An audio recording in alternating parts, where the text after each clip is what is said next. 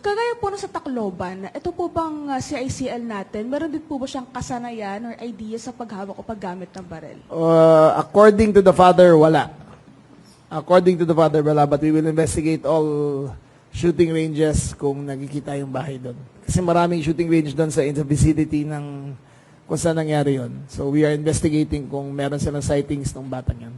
But according to the father, wala siyang experience. Tapos, sir, doon po sa data natin, dalawa patay kasama si CICL. Pero may mga nasugatan po ba? Ilan po yun?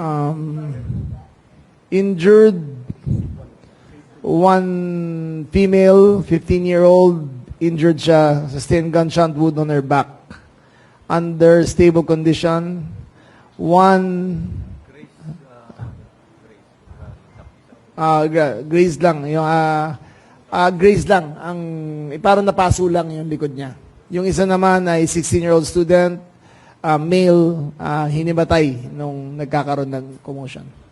So, sir, yung mga kumakalat po na info na may guard daw po na namatay or nadamay, Fake walang news. ganon? Walang ganon. Fake news. Walang ganon. Alright. Thank you, sir. So Thank you, Sec. ang sinasabi namin sa inyo ngayon is to give you the full picture. Kasi in the absence of a briefing like this, nauuna ang fake news eh.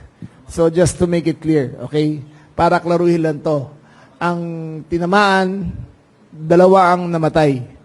Yung CICL at saka yung injured. Isang babae na Grace bullet on her back, tsaka isang hinimatay. Walang security guard na binarel. Walang teacher na binarel. Walang high-powered firearms na ginamit. Okay? Thank you, Sec. It's been 2 months po after the Tacloban shooting. Nangyari na naman ito. Naging effective po ba itong mga active drill shooter natin? Lalo na po kaka-active drill lang po pala nila. Yes. Lahat kaka-active drill lang ha, kaya it could have been worse. But again, ang hirap magsalita ng ganyan eh. Everyone is still mourning and everyone is still in shock.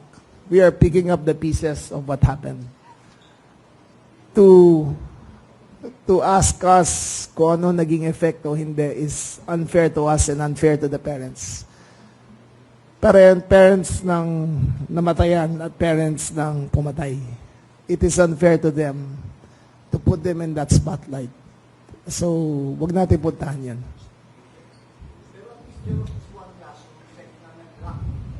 Yes, the active shooting work, the active drill work, nung pumutok yung mga baril, nag-lock yung mga according to drill.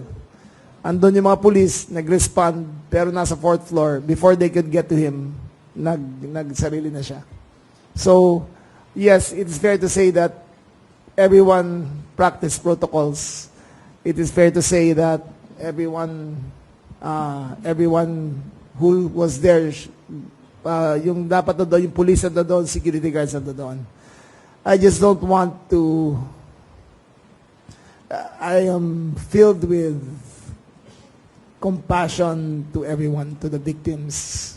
Not only to those who were shot, but to the entire Ateneo community and all parents in the country. Sino bang hindi maawa dito? Everyone is now doubting. Wag ho kayong matakot. Andito po ang PNP. We will keep you safe. We will do everything. Pero kailangan ito to whole of nation approach. Kailangan namin ng Congress. Kailangan namin ng mga tao. Everyone has to learn from this experience.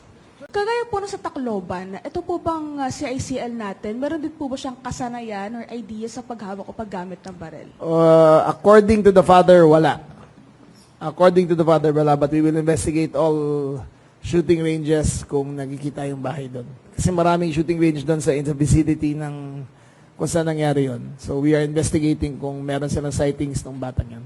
But according to the father, wala siyang experience. Tapos, sir, doon po sa data natin, dalawa patay kasama si CICL. Pero may mga nasugatan po ba? Ilan po yun? Injured, one female, 15-year-old, injured siya, sustained gunshot wound on her back. Under stable condition. One, Grace lang. Yung, Grace lang. Parang napaso lang yung likod niya. Yung isa naman ay 16-year-old student, male, hinimatay nung nagkakaroon ng commotion. So, sir, yung mga kumakalat po na info na may guard daw po na namatay or nadamay, Fake walang news. ganon? Walang ganon. Fake news. Walang ganon. Alright. Thank you, sir. So we Thank you, were, Sec. ang sinasabi namin sa inyo ngayon is to give you the full picture. Kasi in the absence of a briefing like this, nauuna ang fake news eh. So just to make it clear, okay? Para klaruhin lang to. Ang tinamaan, dalawa ang namatay. Yung CICL at saka yung injured. Isang babae na Grace bullet on her back, tsaka isang hinimatay. Walang security guard na binaril. Walang teacher na binaril. Walang high-powered firearms na ginamit. Okay? Thank you, Sec. It's been 2 months po after the Tacloban shooting. Nangyari na naman ito. Naging effective po ba itong mga active drill shooter natin? Lalo na po kaka-active drill lang po pala nila. Yes. Lahat kaka-active drill lang ha, kaya it could have been worse. But again, ang hirap magsalita ng ganyan eh. Everyone is still mourning and everyone is still in shock. We are picking up the pieces of what happened. To ask us kung ano naging effect o hindi is unfair to us and unfair to the parents. Parents ng namatayan at parents ng pumatay. It is unfair to them to put them in that spotlight. So, wag natin puntahan yan.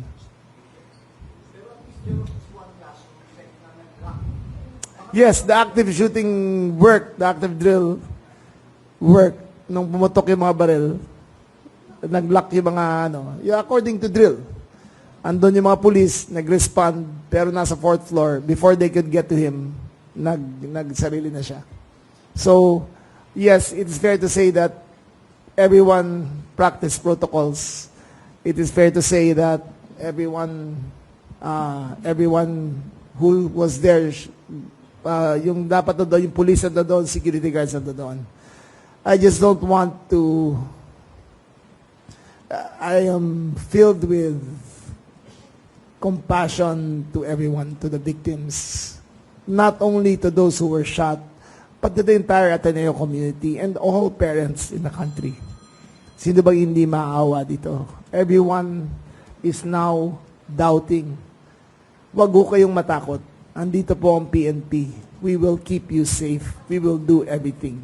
Pero kailangan ito to whole of nation approach. Kailangan namin ng Congress. Kailangan namin ng mga tao. Everyone has to learn from this experience.